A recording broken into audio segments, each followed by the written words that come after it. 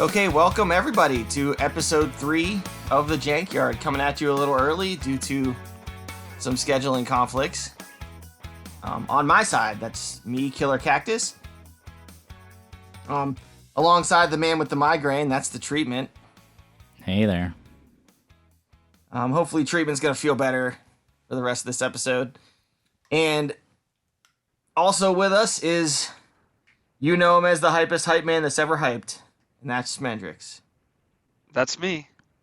I'm here. No migraine, no YouTube videos playing in the background. Just pure Yes. unadulterated hype. That's right. That's There how we we go. like it. We don't like our hype adulterated at all. Nice pure hypeness. You should be super hype. We got 2 out of 3 wins this week. That's exciting. You guys need to pump up that energy. Yeah, we got We a do. slam jam victory. You haven't played yet, treatment, right? No, I haven't, so I can't let you guys down. So it's only hype right now. Yeah, round 2 slam jam victory. No thanks to the treatment at all. But he's gonna make us 3-0, right? I hope so. I mean, maybe this is the migraine. You know, this is why I had to carry you guys last week, and finally now you stepped up. I can relax. Yeah, there you go. We're trying to give you a week off. There's some controversy surrounding our deck picks this week, Killer. There is, yeah, Mayoni. There was some insinuation that we're not allowed to play stuff that's not janky. although I thought, I mean, you know, I guess Cloudburst Griffin isn't really janky, and it's kind of difficult to say that it is, but I've never seen Mayoni pull Cloudburst Griffin out before. Yeah, no. I did it anyway. I thought it was pretty innovative. You don't have Hypnotize in that list, do you? No, who needs that? Yeah. I got Griffins, man. we should say what our matchups were maybe, and you can. So you were on a Mayoni, I was, yeah. I had to play against Bill. B Perusis on Discord. B Perusa. So yeah, we were playing against Team Canada, or I don't know what their name is actually, but I call them Team Canada because they're all from Canada. And I had to play against Bill, and if you guys know Bill is really good at the game. He's really good. He's one of those players that you know, when I think of like the top Ashes players on Earth, like, you know, you have like Matt and Carl and Don't start this list, man. You get in so much trouble. You try and make this list. Brian. Brian. That's who I couldn't think of. Brian's name was like falling off like out of my You tongue. basically just have to start listing everyone. Philly, Yeah, Inquisitor. you do. Yeah, all those JK. guys. But Bill's one of those guys. Like when there's people that I get onto a game of Ashteki with, or I sit down across the table from, and I'm like intimidated, right? But immediately from playing, and Bill's one of those guys. So I saw that matchup, and you know, I failed last week in our round 1 game, so I felt like I had to up my game, you know, both to avenge my failure and because I was playing against somebody really, really, really good. You know, or not, you know, not that German isn't really, really, really good last week, but just like, again, I get intimidated by some of these players, right? So I brought something strong. Yeah, German's really, really pretty good. He's a lot better when he doesn't meditate his unique cards. That was an amazing game, though. Just like, let's just be clear. It came down to just, you know, a few, like 1 or 2. I wouldn't even say mistakes, just different play lines that could have gone either way depending on what each of you had. It was a close game. Yeah, it was. But you know, for this one, I've been playing this Mayoni like on and off for the last couple weeks after I got off of Airedale. Like my next competitive list that I was kind of messing around with was this Mayoni that has Cloudburst Griffin, and I'll give German a shout out because it was his kind of original idea, or at least a riff off of it, to play Griffin in Mayoni. When he did the last set of Adventuring Party decks, his Mayoni there has all the snakes in it, right? It has Silver Snake and Ruby Cobra and Ruin Dweller. And one of the things that he really liked about that Adventuring Party deck is the fact that, you know, every round you can just drop Ruin Dweller and have a 3 attack unit sitting there to use with Command Strike. So I thought that was really cool. And the Airedale I'd been playing, in the pod events for the previous couple of weeks had a lot of the divine summons. It had Cloudburst Griffin and Lightbringer and Winged Lioness, and I liked having a lot of those, so I just kind of transferred 2 of them into Maoni, and with that kind of same thought, right, is that I can summon Griffin every round and always have that 3 attack unit available to just summon and immediately command strike with. And on top of that, Griffin is really good at eating unit guards up, or I'm sorry, Phoenixborn guards. So there's a lot of pressure, I think, with having a Cloudburst Griffin out there swinging at something, knowing that if you guard with your Phoenixborn, I've got a Silver Snake still that could just blow up one of your knights and probably not die in return. So I liked that kind of thought, plus having Lightbringer in the deck is, helps get the snake through to face. So that was the main ideas of building it. and it's done really, really well for me. Yeah, and I think you had a really fortunate matchup where there's no doubt. Bill was on a Tristan that had Salamander Monks and Seafoam Snappers. Was he on Crab as well? I can't remember. No, it was Ruin Dweller. Oh, Ruin Dweller, that's right. Salamander and Snapper. And he started a String Mage. And then he had Crimson Bomber? Yeah, I think the first 5 were those 3 books and String Mage and Crimson Bomber. And he had a couple of extra dice left over, but I think really wanted the String Mage in round 1 to kind of control my snake. Right. But that played, really nicely into my Cloudburst Griffin. A String Mage is, Cloudburst Griffin, attacks String Mage really well, obviously. And that ate up the guard and then let me, I was able to kind of ping off some of the other units to build the snake up strong enough to get rid of the String Mage pretty early. And, between that kind of happening and then him not getting to use all of his dice in round 1, and I came out of round 1 with a beefy snake and I think a Gilder still alive, maybe, or a Lightbringer, one of the 2, and I think my Griffin was still around too. So it was kind of just rode that advantage the rest of the way. Yeah, it was a little bit of a round 1 blowout, and I didn't see I think the only mistake you made was the Golden Veil play on the String Mage because you still had enough counters on the snake to take it out, but. Oh yeah. Yeah, I'd never seen that. I'd never seen that play before. I Golden Veiled the String Mage's ability. And I did that because I expected him to play Crypt Guardian. And I wanted to have enough attack to kill a Crypt Guardian. But then he ended up playing Crimson Bomber instead, so I didn't need the 4th attack. So I just kind of wasted a Golden Veil on the String Mage ability and was scared about that, right? Because obviously Tristan's got Tsunami Shot, and I really want Golden Veil for Tsunami Shot. But he meditated one in the first round, turned out never drew one after that either. So I think just between, I don't think his draws in round 2 were great. Just kind of a very fortunate game for me.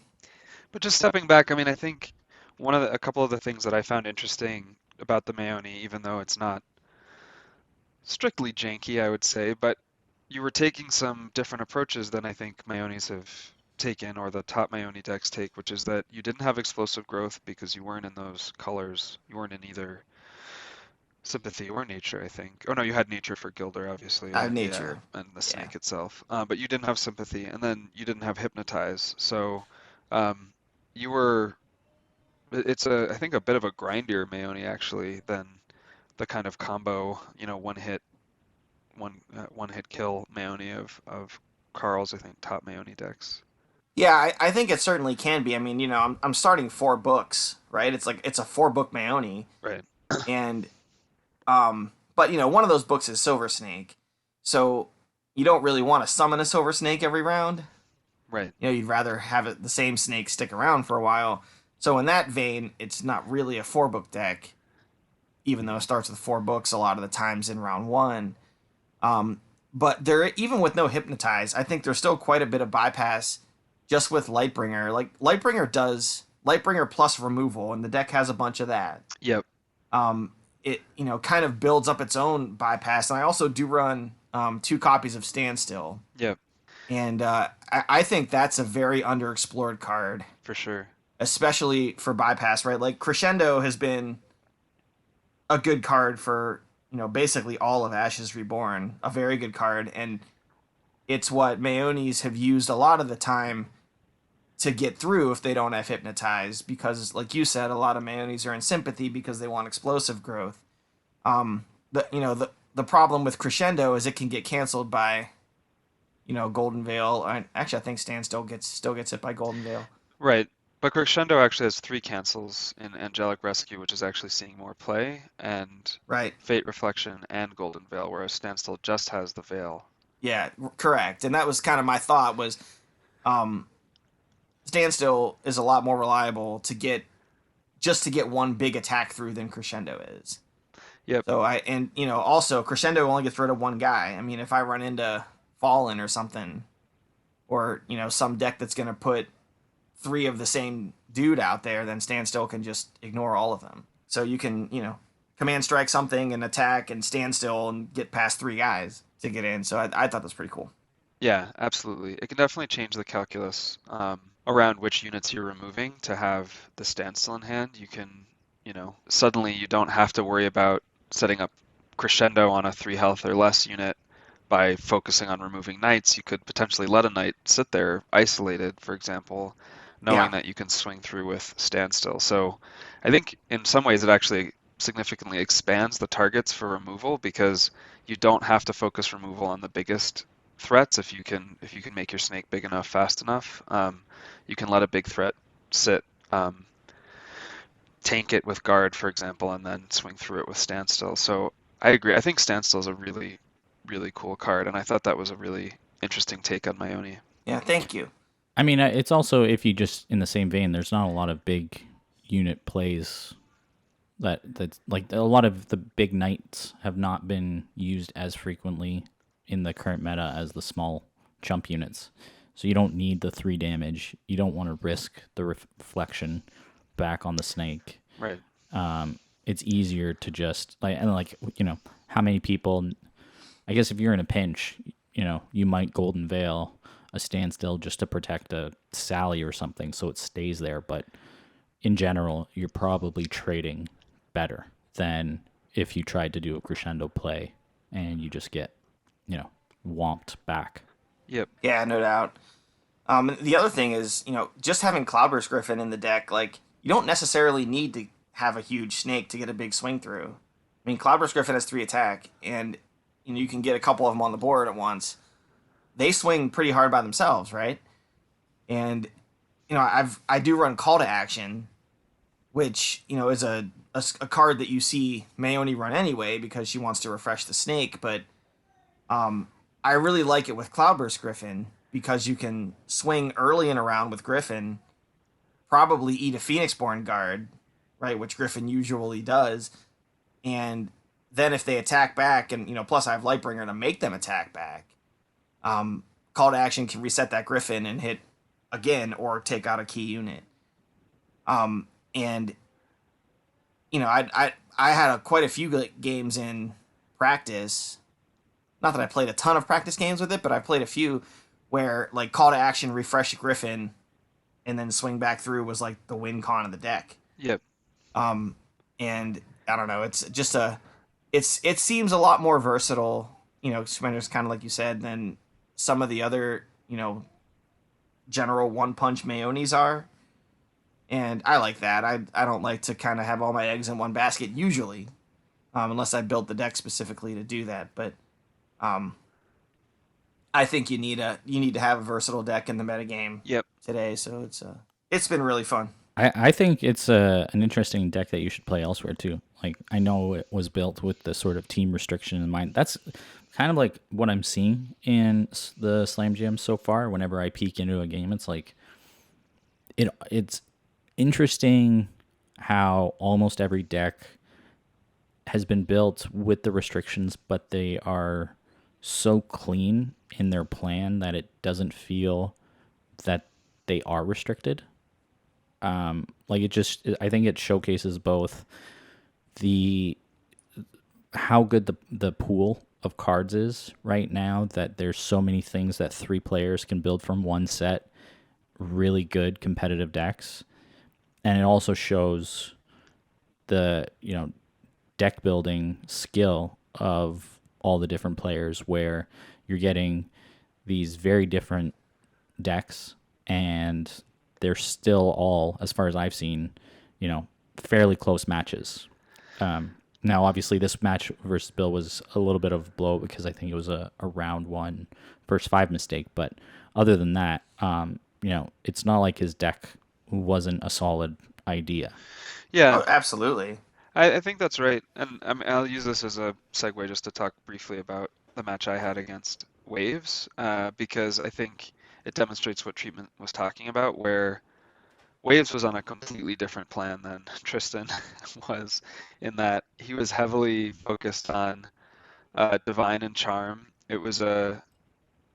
There's always debate about what control means in Ashes, but I would say it is because every Ashes deck, given the emphasis on removal in the game and the battlefield, has, I think, control elements. But that was definitely a heavier control deck built in Symboli. It had Steadfast Guardian and 3 books of Steadfast Guardian to get the alert unit guard and be able to refresh it. It had Neil, it had Imperial Ninja, which did an enormous amount of work, actually, caused me quite a lot of problems because he was able to play it and refresh it with Symboli, as I was finding it difficult to produce enough pressure to remove it through the Steadfast Guardian.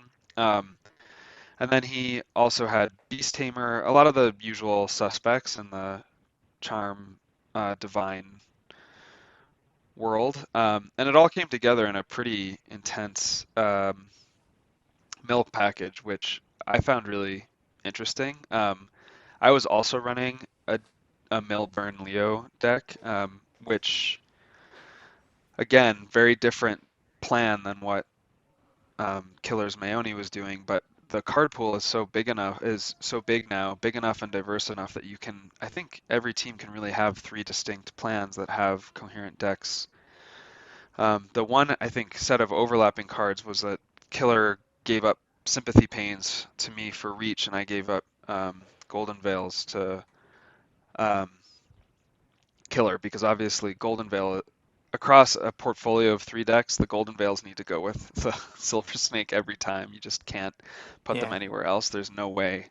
If you've designed another deck that's as reliant on Golden Veils as Mayoni is with Silver Snake, you've made a grave error. So um, yeah, so my Leo had Small Sack, Ruin Dweller, and Salamander Monk as the books, with a plan to get a String Mage down round 1 and flank the String Mage with the Finch and a Crypt Guardian. And that ended up working out quite well. The Crypt Guardian, as he usually does, created a ton of problems for Waves. I didn't want to I didn't want to exhaust the Steadfast Guardian because I figured he might be on focused books, but it was able to take care of the Beast Tamer, for example, and just generally give the Leo a bit of a battlefield advantage. And I think that's one of the sneaky things about Leo in particular, is as much as almost any PB, because of the way that Anguish and Glowfinch work together, plus his 6 battlefield, he can get close to actually creating pressure along all 3 of the mill, burn, and swing win cons, which this deck does. It is ultimately, I think, a mill burn deck, but it has some real threats, like in Ruined Dweller for swing. It also has Blood Archer, Master Vampire that can create some pressure on units. And it ended up being really important that I had Master Vampire, as it came down to round 6 against Waves. It was a really tense match, and I needed a Master Vampire swing. We were each on 1 health at the top of round 6, and I needed a Master Vampire swing to gain me the health that I then needed to recur Fire Archer to threaten the win. So, and that ended up winning me the game. It was one of the best Ashes games I think I've played in a really long time. Maybe not in pure accuracy of play. I think, thinking back, there's some things I could have done differently, but just in terms of tension, and Waves played an outstanding game and a really cool deck. That game was amazing to watch, and there were a couple notable parts of the game. Well, the first is that you were on Leo, with a semi-burn plan, and he was on Symboli, which is traditionally not a mill plan, and he decked you first. So it was cool because I think you were basically at full health or 17 when you got decked, and then what did it go on a 2 rounds where you took the full Yeah, 5 fatigue. at least, So yeah. that was like Wow. wild just to see Wow. the amount of pressure that he had. Enchanted Violinists, which are really sneaky because it's just such a good drop for the ping and the mill, and then on top of Also that, really good with Purify. that's exactly. So he used, I think, all 3 purifies, which was Oh just man. great. Like it was like just the most efficient use of, I guess, 2 dice that you can probably have in terms of getting a full removal, possibly second removal, and a mill. It was great. And then the combination of, because he had Royal Charm on the board, and so every time he was either using it to using Divine to summon Steadfast, or using a Charm for Beast Tamer, or even Imperial Ninja, he always had it populated. And the number of times where you could have had either a swing that would have caused him to lose a unit, or otherwise he had the Charm there ready to buff your unit. Or Divine on Winged And then Lioness, he did a couple times the too. Divine on Wing Lioness was also critical because you had the Finch and the Crypt Guardian. So that was amazing. And then the ability on top of that, whenever he used the Divine buff on Imperial Ninja or Beast Tamer, you didn't just have to worry about taking the hit once, you had to worry about it twice because it was Symboli. So being able to extract that extra value from Gift of Wings by virtue of having a dice already on your unit was really cool. And it was just, Steadfast is one of the units that I've always championed. I built a lot of decks a couple months back with it, and it was really cool to see how well it fared against what arguably is a very, like, the Leo list is super strong, and it just happened to be a combination of things where the match got so close. So I really enjoyed watching it. It was super cool. Yeah, I'm pretty upset I didn't get to watch that. That that sounds awesome, but Royal Charm has always been a card that I love in Symboli because of what you just said, treatment, where she's, if she uses it for Divine, she's able to get double benefit out of it. And this is so first of all, like, just hearing about this deck, I just love, like, everything about it.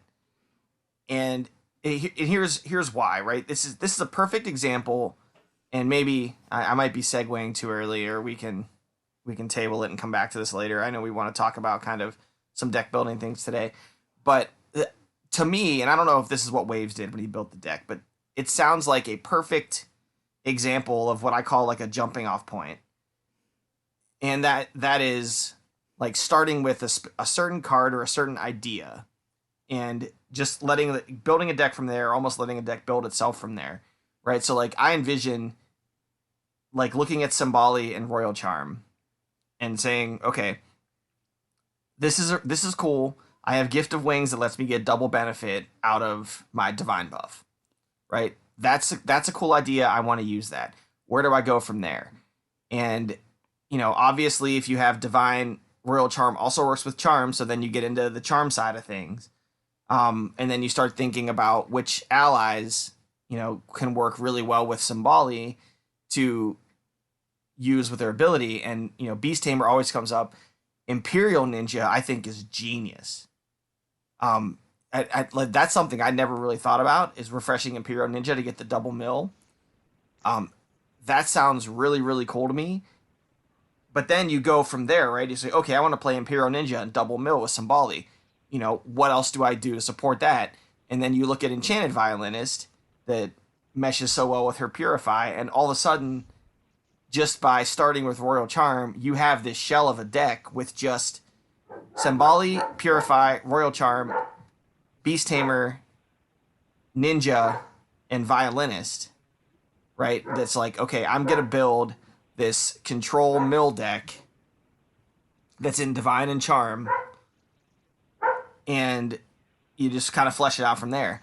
And that just sounds like a really cool kind of blueprint for deck building, and something that like people that are trying to get into building new decks can really, take something from.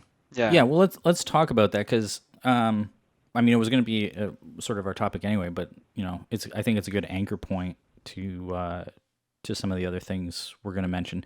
I've seen a lot of people, especially new players or otherwise, I even question as early as this morning, or maybe it was last night, on, after you play the precons and after you play the adventuring party decks, how do you actually, like, what do you do from there? Well, I've seen a lot of questions around, well, here's a deck, or here's something. What do you guys think? And when you look at them, you don't necessarily see a cohesive idea. And I think in terms of like, how do you just look at the, near 400 cards of Ashes and build a deck? I think that's a really good topic for us to start on and continue. And so I'll pose the question to you guys: when you're like just sitting around, you're like, what, I'm going to build a new deck, or there's a tournament or something. What's the first thing you guys actually do? Like, what's your process? I'd love to hear Cactus talk about this, but I often start with an interaction between a couple of cards that I want to see that I think is interesting. So I think about a synergy. So the deck I made for Shuffle Bus a couple seasons ago, very, very close to the Shuffle Bus season, and was the Sambali Realm Walker Hunting Weapons deck. But that was an example where I was just like, Hunting Weapons and Realm Walker share and on when declared attack, when you declare an attacker trigger, or when it's declared as an attacker, and suddenly it gives Realm Walker a way to isolate bigger threats if it can remove, with a 1 damage ping from Hunting Weapons, a 1 health unit alongside it, and it helps it punch through.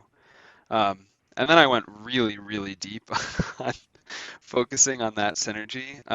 So, I put a unit guard around it. I thought of a bunch of other basically potential counters because it's such a powerful potential weapon, but like it was all keyed off of that. And I will say that I think a lot of people talk about getting clarity on your win con, and I think that's crucially important. And I mentioned the 3 win cons that are generally seen as the win cons and Ashes of swing.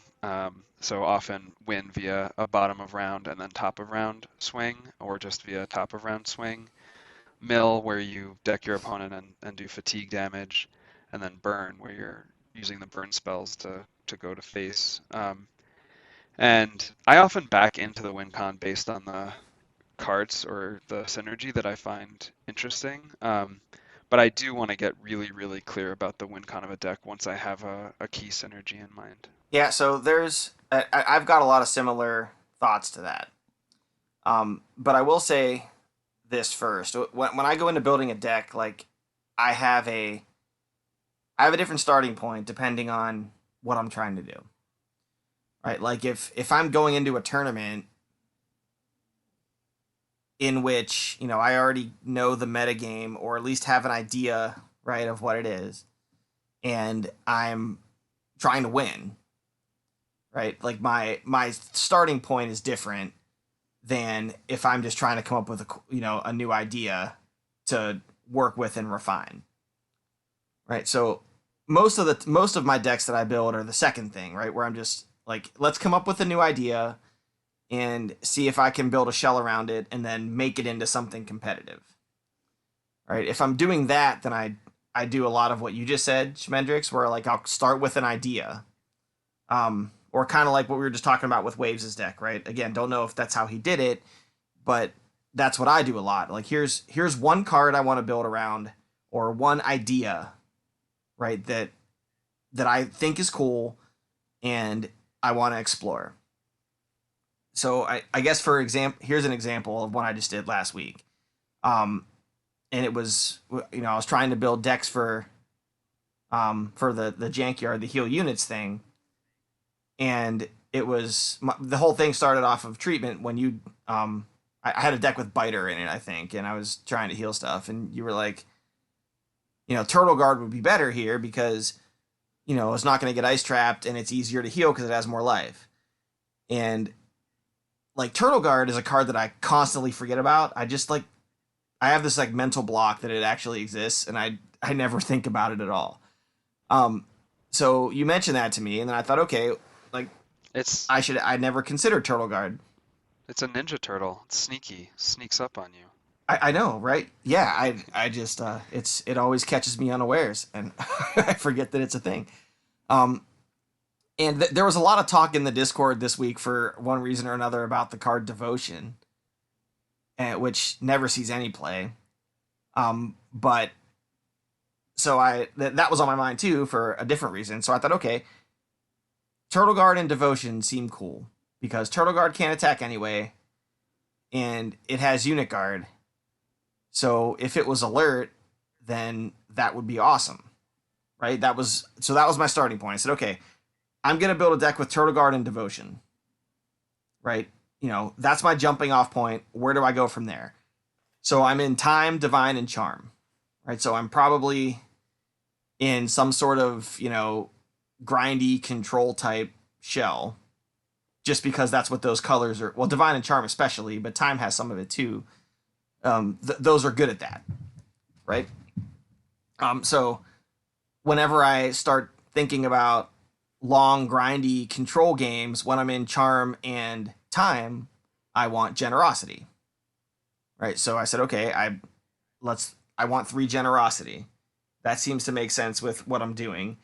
And part of my idea was I want to focus Turtle Guard specifically because I want to use the focus ability of the Turtle Guard book that forces me to exhaust a turtle to exhaust something on my opponent's board. And I figured I could do that and then side action Devotion to immediately refresh my turtle that I just exhausted and get, the alert benefit. That's so gross. So I wanted Generosity, not only because I'm in the colors, but also because that helps me draw to focus my turtle book. So from there I said, okay, I'm drawing a lot of cards. I want to focus a book. I'm in a long grindy shell.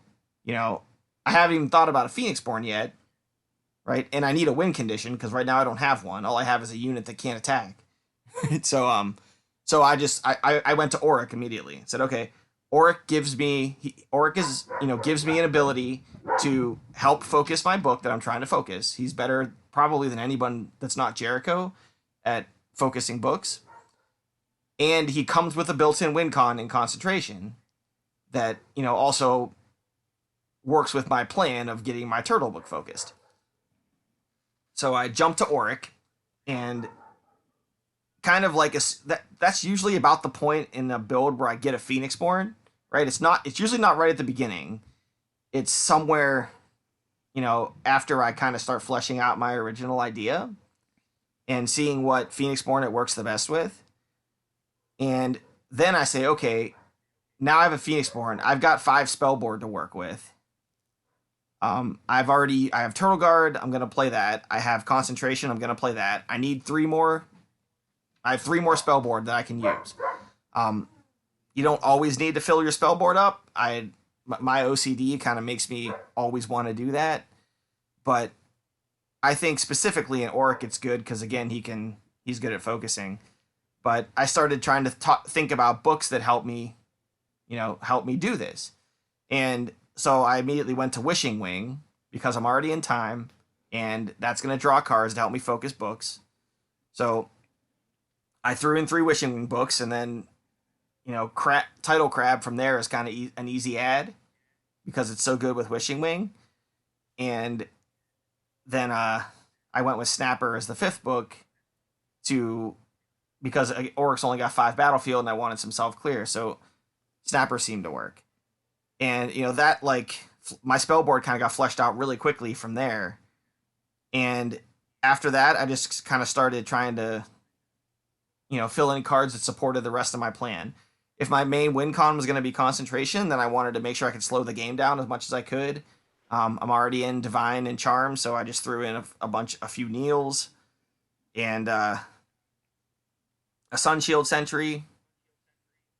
And then just, I think I rounded it out with Seeds of Aggression in the deck because again, it's good for self-clear. Plus, Seeds of Aggression is awesome with Turtle Guard because you can use it on an exhausted Turtle Guard and it won't take damage, but it will deal it to the opponent's unit. So that's pretty cool. Or you can use it on like a 4-attack Wishing Wing just that's already exhausted just to blow up your own Wishing Wing and kill something else and, free up some battlefield space. So that does a lot of stuff for the deck, and I ended up with this 4-color, so I was in Time, Charm, and then 1 Divine and 1 Sympathy die each deck that is I've not played it, but looks very grindy and but has a win con and does something cool with Turtle and Devotion. So that was an example of how I build. A lot of the times I'm just trying to take an idea and flesh it out. It's a little different in a tournament setting. I'll usually start more with I won't net deck something, but I'll start with a more consistent shell that I know works or that will work in this meta. And build and kind of put my own spin on it is what I normally do. But lately I've been more about playing what you know and knowing what you play. I think I said that on an episode before, which is why I went back to Aerodel for my last couple, because she's the Phoenixborn I'm the most comfortable with in my hands. For whatever reason, I like having Water Blast sitting there to just blow up a 2-life unit as a side action for a nature die. Who doesn't? That feels really comfortable to me and fits my play style. Yeah. So she's my crutch, right? If I just go back to her. It's not a bad crutch though. No, absolutely not. And Aerodel is one of the most consistent Phoenixborn in the game. Very good stats, an ability that's always going to be excellent and put you in what, this is up for debate, but what I still think is the best color in Ashes in nature. So it's, it's kind of easy to fall back on and build a good deck with. But anyway, that's kind of my thoughts is if I'm just, that's how I flesh out ideas. And when I'm building a tournament deck, I'll either take a known shell and put my own spin on it, or just grab something I'm comfortable with and try and build in some answers for the current metagame. Maybe we can come back to that as we get closer to the Shuffle Bus World Championship, and you can, once those lists are posted, or maybe before, you can give us because you're invited, right? Yeah. I am invited. I've given it zero thought to this point. I should probably start thinking about it a little more. This is how you end up on Aerodel. Right? Yeah. I want to think about, devoted Turtle Guard rather than building a deck to win the world championships. But that's why I'm doing this podcast. I mean, I don't know that my process is entirely different when it comes to a tournament, like Shuffle Bus, and spoiler alert, maybe that's why I haven't done that well. But I guess I have a bunch of different approaches that really boil down to the first thing, which is setting a core concept, or something to anchor your deck build. Because like I said, there's so many cards in the pool that it's really helpful to be able to narrow your focus on a subset of cards, and you need a core idea for that. And I oscillate depending on the day on what I'm going to do. So that core concept can be anything from a specific Phoenixborn. Sometimes it's like, hey, you know what? I don't really play with Fiona. So I haven't played Yeah, that's with, smart. Auric or something. And it's like, well, okay, so that's going to be my anchor point. And then sometimes it could be, how about I want to explore these 2 to 3 colors in a certain combination. Like, oh, you know what? I think maybe illusion, divine charm could be really cool because I sort of scroll through my deck list and I'm like, seems like I really have a bias to these 2 or 3 colors lately. Let's mix it up and let's look at these other colors and then see how those become my anchor point.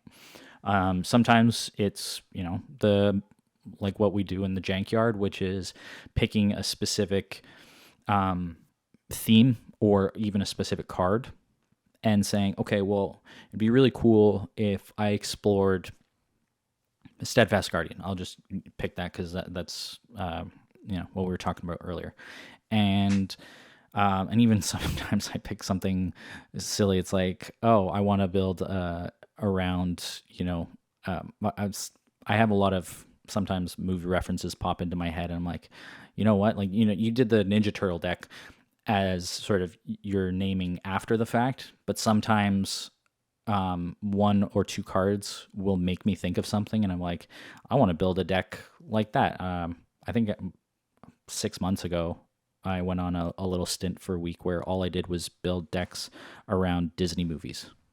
And it was just like, that was the thing. It's like, okay, I'm going to build, movies or movie related decks. And so it doesn't matter though, as long as you find what your core concept is.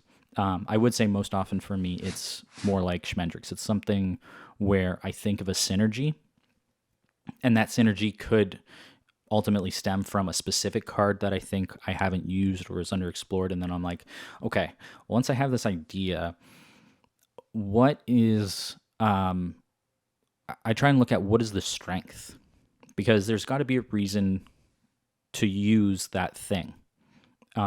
So for example, when I was recently, Shadow and I, and I'll talk about this probably in another month or bring it up, but he and I, for a while now, have been going through every Phoenixborn and building a deck for it. And that was a really fun collaborative effort. And it's really interesting because there are so many Phoenixborns that you sort of, especially when you start the game, you focus on, you sort of learn the game and you get good and used to one style of play, and then you try and switch it up. You're like, oh wow, this is so different. Or some of the Phoenixborns for it, and there's 28 of them. It's just, if you're only playing a couple games a week, it's a lot to try and get through all of them. I mean, it could take you over a month just to play one deck with every single Phoenixborn. So that was a thing that challenged us to go through each one and build a deck. And that was really eye-opening, because then you're specifically looking at what does this Phoenixborn in that case do that's better than other things, or how can I extract the most out of it.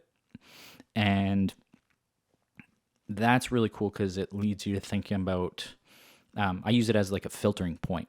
So I'll take the different things, I'll sort of brainstorm like, okay, this is really good at mill, or it's very defensive, or it's very offensive, or it can do these cool tricks. Like when I think of Jericho, I'm like, okay, well, Jericho comes with blink.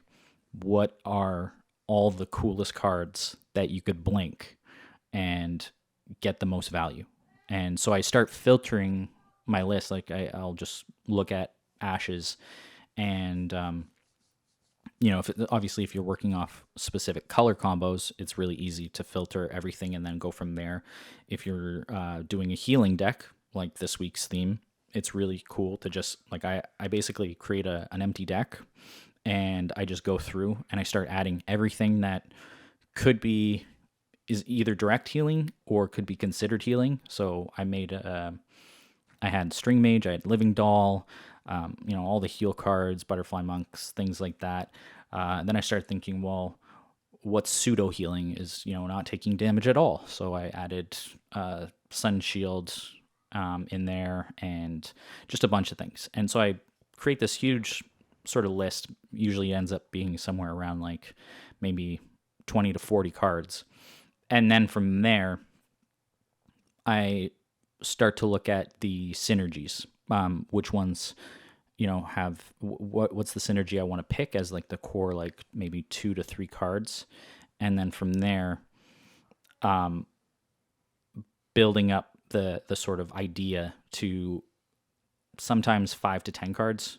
I don't have a specific number, like this is my cutoff, but, I just sort of start adding like, okay, what can expand and support this idea now, this advantage that I see, or this, unique aspect of whatever I've decided to build on, and then keep adding. And once you add in multiple copies of certain cards, you might end up at somewhere around 20 cards, or 25, and then from there I say, okay, well, that sort of is the core idea and everything.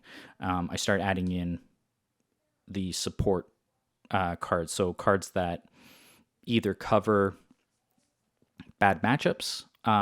You might think, okay, well, this is a Voltron deck, so I need to be able to deal with swarms. Meaning stacking alterations on single units. So yeah, sorry, that's a term from a different game.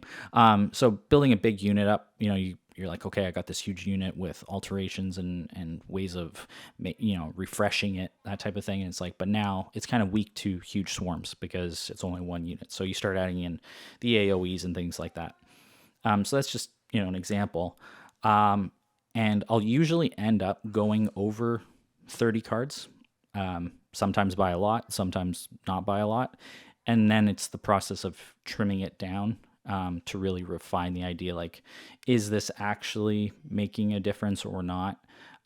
Or am I missing something? Like, I will analyze along the way the win condition. Usually the core idea will push me in a certain direction, like, in one of the 3 lanes, I guess. So it'll be the swing deck or a mill or a burn.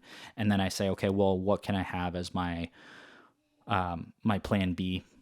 And start adding in those cards. A lot of times it does end up being burn as a plan B. It tends to be I start with mill or I start with swing and then add in burn. But there are instances where I look at it the other way and say, no, this is actually more of a burn deck, and add in one of the others.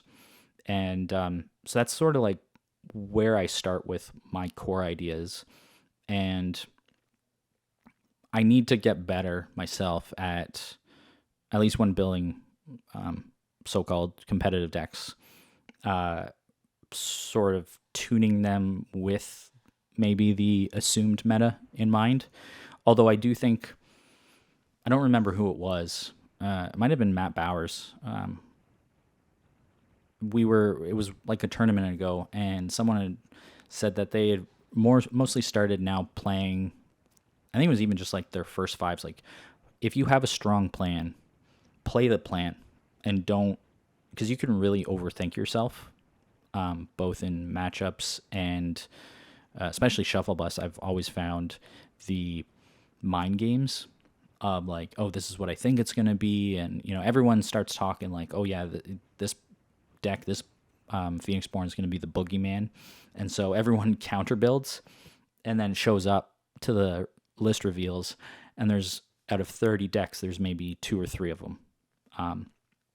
Brendan's the perfect example, right? I mean, aside from JK, and then Neil, who played it the most recent season, it was like talked about for 3 months as the boogeyman, and nobody but one person played Brennan. So you have all these mind games. I think my take now is I focus more on like, is the idea I'm building solid, and I'm going to go with that idea rather than trying to do a lot of second guessing. But there are obviously cards, like, you can look at it more from a, what is my deck exposed to? So obviously something like a Hope Creepers deck is a good example of just taking in mind, like, can I handle a lot of units just slamming into me, which is not all that different from maybe gates thrown open or a symbolic thing. Like if you're thinking about if my opponent refreshes or has, a lot of units out on the board at one time, can I handle it?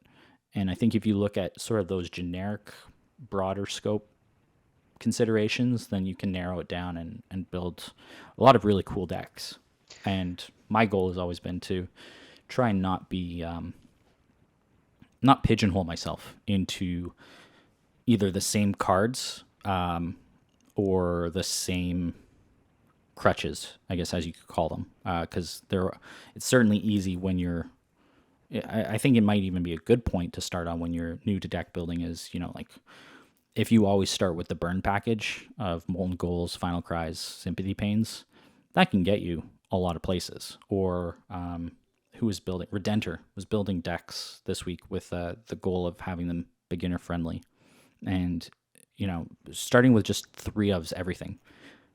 Get 10 cards that represent your core idea, and make them all 3 ofs, and then from there, once you have that, you can trim 1 or 2 cards here and there, and slot in the extra cards that will fit certain matchups or fix up your weaknesses. But I think that's a totally valid way of doing it too, and making it simple on yourself so that you're not covering, not trying to cover every possible matchup. You're not trying to think of every possible card that you might come across. You're just like, here's the idea, and let's start with that and then refine through play. Yep. I wonder if we should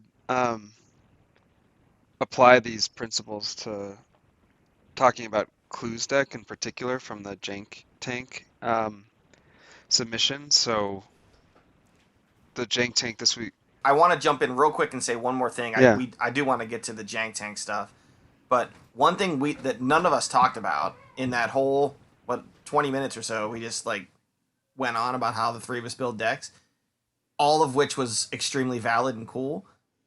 Nobody really talked about the first 5 at all, and it's such an important part of Ashes. And it's interesting that the 3 of us don't really build decks with a specific first 5 in mind. I do think that you at least have to have that in your head while you're building. Like, you need to start thinking, what are you going to start to, I guess Treatment did kind of touch on it when he said, play your plan. And that's true in the first round. You don't need necessarily all the time need to overthink, flexes and stuff in the first 5. But I do think it's a very valid way to build decks by, instead of just finding, one little synergy that you want to build a whole deck around, finding a first 5 that you think is very, very strong against, just in general or against the meta or whatever, and then building your deck to support that. It's something I've done a very small handful of times, and is something that I feel like I should do a lot more of. Yeah, I think that's. I think it's important, but I will. So here's 2 thoughts. One, in terms of my point about picking a core idea, picking picking 2 to 3 cards as your synergy can also be the elements of your first 5, right? Yeah. So it's not to say that you're just building a deck and then figuring out the first 5 later. You can say, okay, well, here's the 2 or 3 cards that are going to be my anchor point. Again, using the Steadfast Guardian as an example. And you say, okay, well, if I have Steadfast Guardian and I have Winged Lioness, right? How do those synergize? Well, it's great because I have an alert unit guard to protect the Lioness from basically anything but, ice traps and the like. And it can pick off units. Cool. And alert unit guard with 3 life, I can do a lot with. And so those are always going to be on my spell board. So that's my first 5. And then you can build from there. So that's fine. But I also think, and this this actually now is stuck in my head, I think, for the last month or two from Clue's article. And he said something along the lines of your first five does not, I'm very badly paraphrasing, your first five does not have to be support, it does not have to be the rest of your deck, something like that. It doesn't have to be the case where you pick a first five and then the rest of your deck is built around that first five. You can actually have, because round one is so different, two phases of the game. You can say, this is my first five. It's a strong opening. It's going to cover a lot of bases. It's going to establish, whatever. And then the rest of your deck can be whatever you want it to be. It can be a toolbox deck. It can be, all reinforcing down the first five path. Like just everything supports those, five cards. Or, I mean, honestly, when we're talking about first fives, it's probably more like 3 to 4 cards plus a flex. Usually some sort of like removal or whatever, but I think you can go both ways. I don't think it has to be designing a deck first five and then what else am I going to add. I think it can be, pick an idea or even build a first five and then what's the rest of your deck. It could be something completely different. Yeah, and I think those are interesting areas to explore. I think it's worth shouting out a couple of other deck builders and competitive players, specifically Asterix and Kaukomieli come to mind. Kaukomieli is not as active recently, but both qualified for the Shuffle Bus World Tournament, World Championship, and I know Asterix has explicitly talked about this, and I think you can see the same ideas at work in Kaukomieli's decks, which is that they tend to design decks actually basically as collections of first fives. So rather than say I have one first five and there's like two phases of the game, or I'm going to build the whole deck around the first five, they think about like, okay, I want 3 to 4 very strong first fives into different situations, and those might have like 2 or 3 overlapping cards across them. Like Asterix's Brennan from a couple seasons ago in the Shuffle Bus had so many different looks it could throw at you, including one with Gorenrock Brawler and then value stuff and all burn, and they had very different plans. I mean, JK did the same thing too, right? He had the all burn open. And I think that is something that I aspire to do more of. And I think when I build competitive decks in particular, I have started forcing myself to define at least 3 to 4 first fives that I see as potential plays into different expected matchups. And that Symboli deck that I talked about, the Realm Walker Hunting Weapons, those 2 cards are really the only locked cards in the first 5, and even Hunting Weapons not always locked. There are some situations where you might want to swap it for Root Armor, and the rest of the deck was basically like options to potentially first 5, which is a trap I fall into because then you're almost doing pure counterplay and it's a little head spinning. But I think there's a rich middle ground between those ideas, which is to really think about what are 4 or 5, 3 or 4 very strong proactive plans I can make with a set of cards in the colors and with the Phoenixborn that I've picked. And I really admire the way Asterix in particular can do that. I mean, Chaos Theory, that's like how he got the whatever it was, the top 4, the top 2, or did he win? I forget the when he had the Herald deck, right?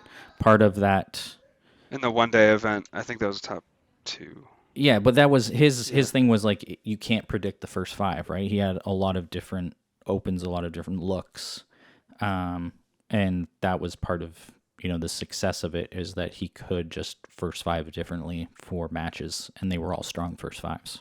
Yeah, so I just wanted to throw something in there on the first 5, and because it is very important. Like you guys said, have a couple plans, or at least one solid plan that you can swap a card in or out of. Use all of your dice, or at least have a plan to use all of your dice. It's not terrible to use a dice power in the first 5 if you plan for it. Just stuff like that. It always like pains me when I watch it, like a new player plays and they use like 7 dice in their first 5 and then just have 3 kind of chilling out there. That's a good way to get really behind and have a hard time catching back up in the game. But So just like have that kind of in your head while you're deck building is all I wanted to get out. Another subtle reason why nature is, I think, I agree with you, still the best color in Ashes is you can Yeah, have so many more first fives that are like anywhere from 1 to 3 pings and still know that you're going yeah. to have a strong first five. Every Aerodel game I played in both of the last pod tournaments, first five to nature ping every time, Yep. and I was perfectly okay with that. Like my first five only ever used 9 dice, and I had a nature ping, and I always felt great having that ping. But you got to plan for it, right? So Jank Tank this week was um, healing units. And I think I'll just make a couple observations of the submissions. So we got submissions from the three of us, all designed decks. Um, Waves, Clue, and Shadowfire submitted, and I apologize if other folks submitted that we missed, but those are the ones that we saw. Check out the uh, Jank Tank or Jankyard thread rather in the deck building channel of the Discord if you want to see the conversation about these. And I think all but one of them, or oh, no, let's see, 4 out of the 6 I think ran Steadfast Guardian. That was a very popular pick, which in some ways has with the focus effect a healing effect on itself, and it's a really great target to heal, and it's in the same colors as Sun Sister, which is perhaps the premier unit healing unit. But I think by unanimous consent, the deck that we all liked best was actually Clue's deck, which didn't run Steadfast Guardian, has a more aggressive, I'd say, healing plan and uses a card that sees extremely little play, which obviously moves it up, I think, all of our all of our ranks significantly in Drain Vitality. And I think the basic idea, it's called No Devil Like Devoted Blood Archer or Essence Druid. And Clue provided this description. Control the battlefield with Blood Archer, Drain Vitality, Winged Linus, and Lightbringer. Keep your units on board with Drain Vitality and Sun Sister. Win the game with Overkill. So doesn't make explicit reference to devotion, but that Blood Archer, Drain Vitality, Wing Linus, Lightbringer is 8 dice, so you could have room for a devotion in round 1, or possibly um, a Sun Sister. My favorite thing of in this deck is the uh, Drain Vitality plus Blood Archer combo. Is just really cool. Not just that. I think the whole Essence Druid devotion thing is disgusting. Like just the idea of that. Just having an alert Essence Druid, you mean? That Yeah, like is that's just like going to be pain, and the fact that you can heal it with Drain Vitality. Although I am surprised now that I'm looking back at the list that he did not include a Veil, but Yeah, I noted that I too. guess there's so much pain looking at this list that I don't think you care if you lose the druid you have every other night in those yeah. colors. Well, I mean, he has Angelic Rescue instead, and maybe it was just a kind of a theme thing where Angelic Rescue heals the guy, and that was what we were looking at was healing units, right? So, Oh, for um, sure. maybe that makes it in over Golden Veil just for that reason. But my thought was like, there's not very much main action healing in Ashes. There's a lot of like cards that will heal your guy or your Phoenixborn with a side action, or like in Generosity's case, forces you to use the side action along with the main action. But not a lot of cards that do it with a main action, right? So like Drain Vitality is a card that sits in our Jankyard logo because nobody ever uses it, but you come it'll heal one wound off of a unit. Excuse me, I can't talk. It heals one wound off of a unit as a main action, and I think it's just really cool to like side action Blood Archer shoot something, main action Drain Vitality shoot something again, and then heal your Blood Archer back so that you can shoot next turn too. Um, that's just that is like a really nasty little usage of those two cards. I mean, it's interesting because it's like a small sack string mage combo, right? Except it's with Yeah, Which do we prefer? I mean, this is 5 dice to 3. yeah. I mean, small sacrifice String Mage is way better, Fair enough. right? I mean, you're not gonna get anything there, but like, but Drain Vitality. I mean, you can't. Blood Archer can't heal itself, right? String Mage heals itself. Um, so that's a whole different kind of can of worms. Right? You can't.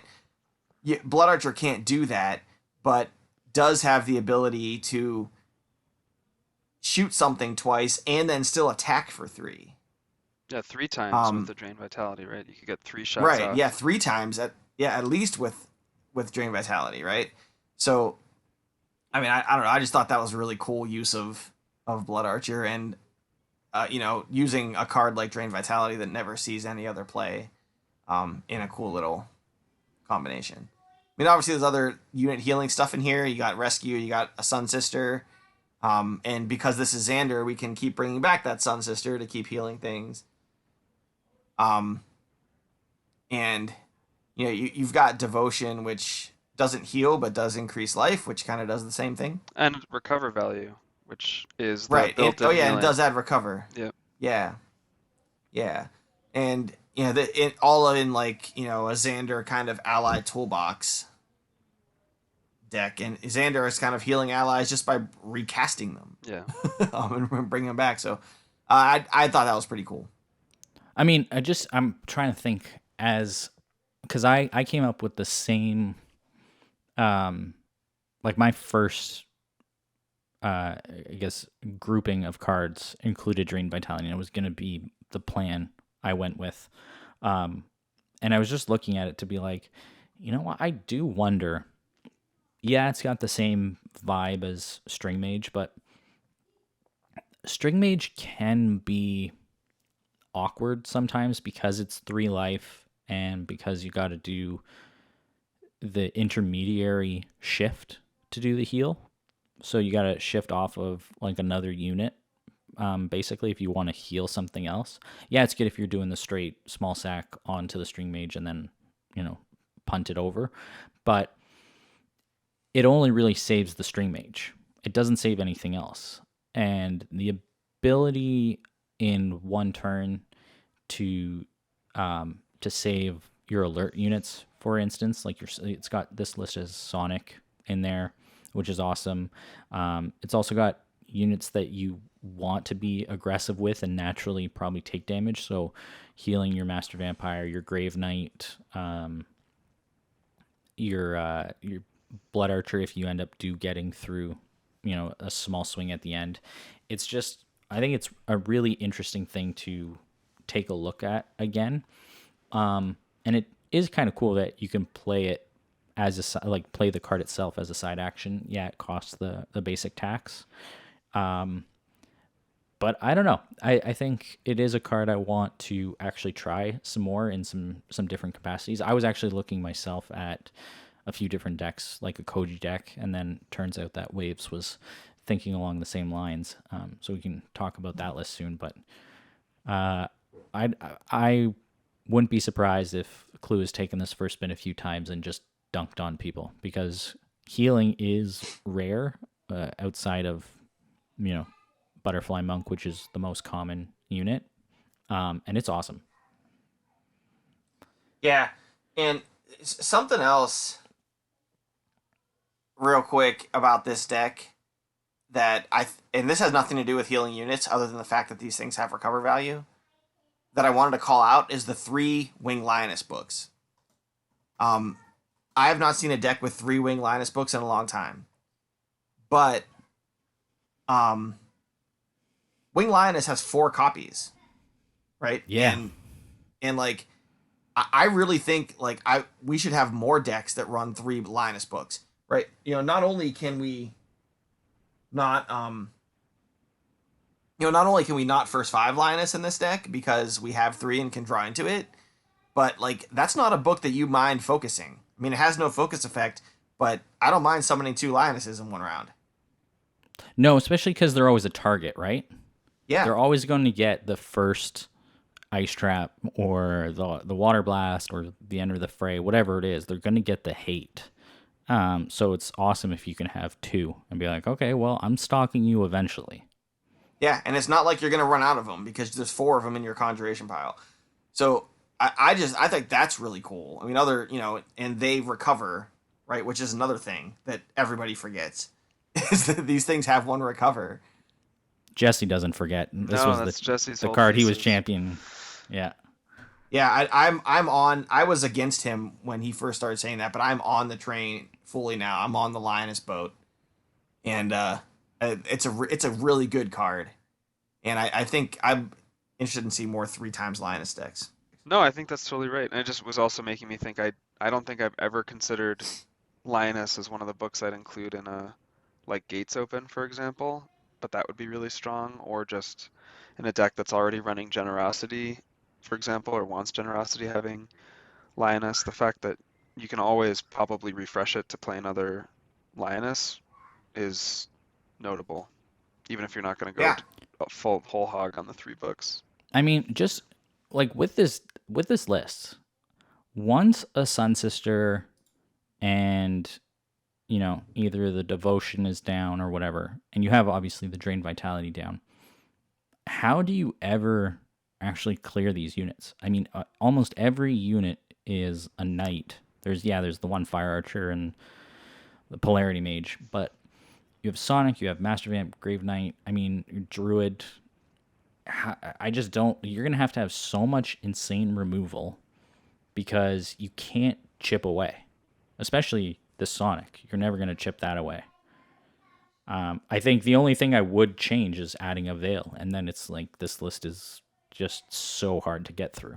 Yeah, I think the inability to chip away, that there are a few other decks that were submitted that ran Sun Sister and Steadfast Guardian, which I think I played 3 games with my Odette list, and won all 3, not super competitive, mostly casual testing, but like, yeah, just having a Steadfast that won't exhaust, is hard to kill, will guard everything, including the Sun Sister, and you can't really throw your Salamander monks into it and kill it because the Sun Sister will just keep removing those wounds. Really annoying. yeah. Sun Sister is a card that I almost had a Sun Sister in my Gen Con deck. It's a card that I think is very, very underutilized. Being able to heal, yeah, healing she heals a wound for free, and she doesn't exhaust to do it. Like, Yeah, it's crazy. I mean, that's really good, and I'm gonna pull it up on the screen as a matter of fact so people can see it. I mean, that's a really good card. Like nobody ever plays this thing. I do wonder why no one's played it. Like, is it just because it's a 2/2 for 2 that you never want to attack? I mean, I just think it's one of those things where you look at a card and then once you do and you really think about it, like this is how I can understand, Red King publishes 20 decks in a day because it's like you're gonna latch onto a card or a little synergy and just exploit it for all it's worth in all the different kinds of shells. I mean, I just think of Sun Sister, Steadfast, and Rin, for example, and be like, hell yeah, with Ice Buff, now it's a 2/3 with a 1/3 backup, or it's a 1/4 as, the unit guard alert. It's just crazy. Yeah. Also notable in this list is Sun Sister and Earthquake. Yeah. Earthquake's gonna put a wound on your own stuff, and then Sun Sister just takes it off. And if you don't deal with those right now, then Sun Sister is just gonna clear them all eventually, off of everything else. So that was interesting too. But yeah, Sun Sister, play more Sun Sisters, people. That's the takeaway, yeah. Yeah. What's our Jank Tank for next week? What's our design challenge? Well, let's find out. Maybe I think it's we've spent a lot of time talking about some other things, so it's probably time to go to the Wheel of Jank and wrap up. Yeah, I mean, I'm still going to give a shout out, though, to, like, Waves' list was a close second for what we were picking. Yeah. His was, just as a quick summary, it was a Koji deck entitled Jungle Bungle, and it was primarily based around 3 Butterfly Monks and Majestic Titan, and then he had, like Pain Shaman or whatever in there, but the Lick Wounds from Koji with the other healing and the ability to refresh all that stuff is also very cool. Like, it's a cool list. Yeah, that got me thinking. Lick Wounds is another card that can heal as a main action, and now I want to make heal and refresh. Oh yeah, oh no doubt. Now I want to make a Blood Archer Lick Wounds deck, just to shoot stuff, and then swing and refresh it or whatever, and like you could like main action refresh the Blood Archer and heal it, and then side action shoot something again. In the same turn. That was pretty cool too. You can side action, heal, refresh a Majestic Titan, and then still swing. Yeah, It's wild. It's cool. Yeah, I pulled his deck up so it's just at least people can take a quick peek at it on YouTube. But yeah, no doubt. Yeah, very close second. It was cool. So I do have the Wheel of Jank pulled up and taking out heal units. So let's go ahead and spin it and see what we're going to build for this week. The Wheel of Jank has been spun and is coming away on the Empower Cannon. Oh, nice. Okay, so, I mean, I've already seen Shadow published a deck, I don't know, like a month ago, and it was in Aerodel, and it was wild. I played against it. I think it's got like 4 book taxes, but it's still, I was confounded for how to get around that much blast removal. It's fun, but I'm interested to see what other ideas people come up with. Yeah, now that the time cycle's done, and we have stuff like Tidal Crab and Ocean's Gift, and stuff that throws status tokens all over the place. This is interesting. Just like, I mean, I don't want to give away too many ideas, but like Tidal Crab comes into play with 2 tokens on it. Yep. Right? Like, you can play a Tidal Crab and then next turn just focus Empower and hit something for 3 damage. Because it puts a token on first. So like that take 2 turns, you can just blow something up for 3 with 1 die, just with Empower. So I think there's lots of cool things. I want to figure out some shenanigans with Empower and Mirror Spirits. Yeah, that's another one that's good. Maybe that will be a Koji deck where you have the infinite ability of throwing around tokens and blasting things, or exhausting them, depending on like what you need them for. Focus Mirror Spirits. That'll be cool. Yeah. So yeah, this will be a really fun one to build. So I'm looking forward to. We started like our first episode. We got like 1 person submitting decks. Last episode we got like 3 or 4 people submitting decks. So this week, or this one, we should have like 10 people. I'm putting out a specific call. I want to see what Charlotte and Red King have to bring. Putting out specific. Yeah, I'm putting out specific calls. Yeah, you've been called out by the treatment. Fail to submit a deck, and he will roast you unmercilessly. There you have it. Well, I don't want to. This has been really fun to chat, but Killer, I know you've been really working hard on our sign off. So, do you want to share what that new sign off is? It's full disclosure. It was the intern's job to come up with the sign off. He's not here again this week and is in grave peril of being fired. But he did come up with something. So with that, I guess we can wrap up this week's episode of the Jankyard. A little early for you guys, but hopefully we'll be back in another 2 weeks. In the meantime, if you're not janky, you're stanky. Oh, beautiful. So like Shakespeare. Right. Pure poetry. All right. Yeah. Take care, everyone. We'll see you Later. next time. Have a good one.